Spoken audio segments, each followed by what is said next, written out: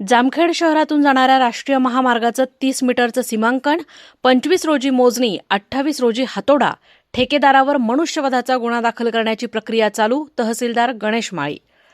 जामखेड शहरातून जाणाऱ्या राष्ट्रीय महामार्गाचं सीमांकन 30 मीटरचं राहणार असून 25 रोजी संयुक्त मोजणी एकाच दिवशी होऊन त्याच दिवशी अतिक्रमणधारकांना नोटिसा देऊन 3 दिवसाचा अवधी दिला जाणार आहे. अतिक्रमणे निघाल्यावर रस्त्याच्या कामाला वेग येणार आहे. ठेकेदाराच्या निष्काळजीपणामुळे त्याच्यावर सदोष मनुष्यवधाचा गुन्हा दाखल करण्याची प्रक्रिया चालू असून अपघातात मृत्युमुखी पडलेल्या व्यक्तीच्या वारसांना विमा कंपनीकडून नुकसान भरपाई तातडीनं मिळावी यासाठी ठेकेदाराला तहसीलदार गणेश माळी यांनी निर्देश दिलेत. आजच्या या आढावा बैठकीमुळे राष्ट्रीय महामार्गाच्या कामाला गती मिळणार आहे.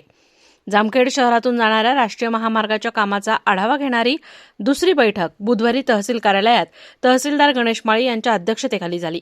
या बैठकीला राष्ट्रीय महामार्गाचे कार्यकारी अभियंता विलास शेवाळे, नगर परिषदेचे मुख्याधिकारी अजय साळवे, भूमी अभिलेख कार्यालयाचे उपअभियंता विजय लांगोरे, पोलीस निरीक्षक महेश पाटील, राष्ट्रीय महामार्गाचे उपअभियंता लोभाजी गटमळ, ठेकेदाराचा प्रतिनिधी विठ्ठल गांगुली, भाजपा नेते प्राध्यापक मधुकर राळेभात, काँग्रेसचे नेते राहुल उगले, पांडुरंग माने, पवनराजे राळेभात, सामाजिक कार्यकर्ते संजय कोठारी, व्यापारी धनंजय ढाळे व जामखेड शहरातील सुज्ञ नागरिक उपस्थित होते. राष्ट्रीय महामार्ग 548 चा जो भाग आहे आपल्या जामखेड शहर ते सौताडा हा आपल्या शहरामधून जातो आहे. त्या अनुषंगाने मागे 10 तारखेला बैठक झाली. त्यामध्ये पूर्ण आतापर्यंतच्या कामांची माहिती घेतली होती. तर संत गतीनं काम सुरू होतं. कोणतेही सेफ्टी जे काही मार्गदर्शक सूचना आहेत त्यांचं ते पालन केलेलं नव्हतं.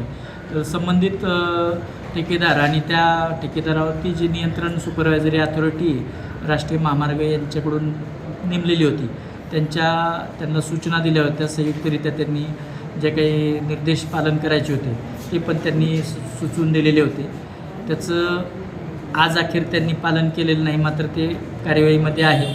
तर आपल्याला आजच्या बैठकीमध्ये त्यांनी ह्या सूचना आहेत त्यांचं रविवारपर्यंत पालन करून जे पुढं कोणतेही अपघात होणार नाही याची दक्षता घेण्याबाबत आपण आजच्या बैठकीमध्ये सूचना दिलेल्या आहेत.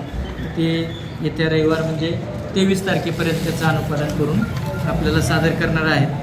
आज अखेर मागच्या बैठकीपासून आज अखेर जे काम झालेलं आहे त्याच्यामध्ये बीड कॉर्नर ते समर्थ हॉस्पिटल हे 350 मीटरमध्ये त्यांनी एक बाजू जे आहे त्याचं काम सुरू केलेलं आहे. त्याचे 2 लेअरचं काम झालेलं आहे.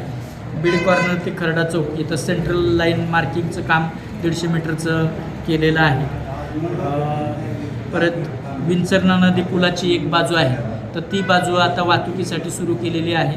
त्याचं फायनल फिनिशिंग टच ते देत आहेत. तर ती पण एक वाहतुकीसाठी आपली सुविधा झालेली आहे. हापटेवाडी येथील देवी मंदिर शिफ्टिंग केलेलं आहे. तर डायरेक्ट हापटेवाडी मधील देवी मंदिर ते घाट पायता तर इथपर्यंतचं रस्ता त्यांना क्लिअर कामासाठी उपलब्ध झाला आहे. त्याच्यामध्ये खडीकरण GSB वर्क आहे तर त्याचं लेअर पण त्याचं काम सुरू झालेलं आहे. घाट कटिंगसाठी 1200 मीटरचा त्यांचा पॅच आहे तर तो घाट कटिंगसाठी 2 मशीन त्यांच्या कंटिन्यू 24 तास सुरू झालेले आहे. त्याचं पण ते काम सुरू आहे. सेफ्टीच्या अनुषंगाने ज्या सूचना आहेत त्या रविवारपर्यंत अनुपालन करतील.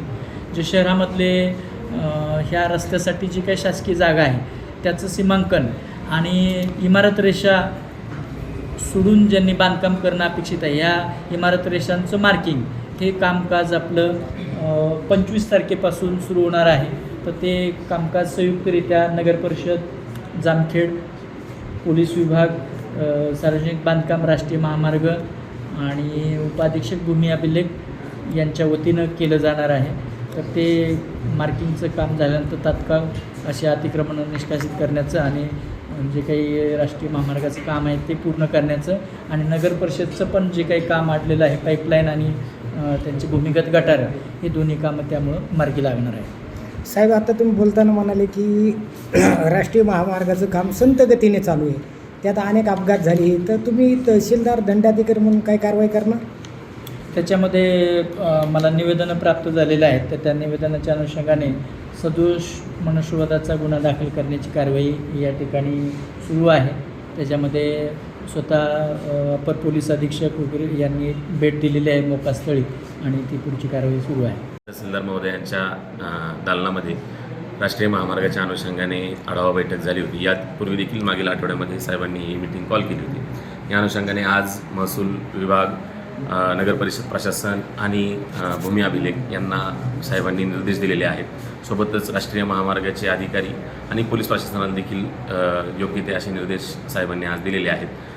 साहेबांनी दिलेल्या माहितीनुसार पुढील आठवड्यामध्ये या संदर्भात सर्व विभाग त्यांच्या अखत्यारीत असलेल्या विषयांना अनुसरून पुढील कारवाई करणार आहे. त्या अनुषंगाने ज्या ठिकाणी अतिक्रमण किंवा विनापरवाना विकास झालेला आहे किंवा डेव्हलपमेंट झालेले आहेत त्या ठिकाणी आपण सर्व नॅशनल हायवेच्या आजूबाजूचे सर्व अतिक्रमणं हे निष्कासित करण्यासंदर्भात आजच्या मीटिंगमध्ये निर्देश दिलेले आहेत. त्या अनुषंगाने पुढील काही दिवसांमध्ये या संदर्भात साकल्याने विचार करून कारवाई केली जाणार आहे. साहेब, एक तसं बघितलं तर गोरगरीब जनतेवर अन्याय होतो आणि श्रीमंताचे अतिक्रमण तसंच राहतात. कुठेतरी दुजाभाव होतोय नगर अशा संदर्भात कसल्याही पद्धतीचं नियोजन प्रशासनाच्या वतीने अद्याप केलेलं नव्हतं, परंतु आता रीतसर मोजणी करून या संदर्भात ॲक्शन घेतली जाणार आहे.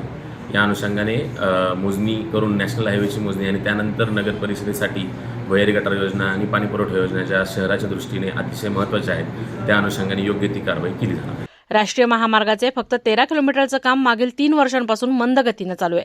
ठेकेदारानं काम करताना कोणतेही निकष न पाळल्यामुळे नागरिकांना धुळीचा त्रास सहन करावा लागतोय. तसेच निष्काळजीपणामुळे 200च्या आसपास प्रवासी अपघातामुळे गंभीर जखमी झालेत तर मृत्युमुखी पडण्याचं प्रमाण देखील वाढत चाललंय. यामुळे नागरिकांनी आंदोलनाचा इशारा दिला होता.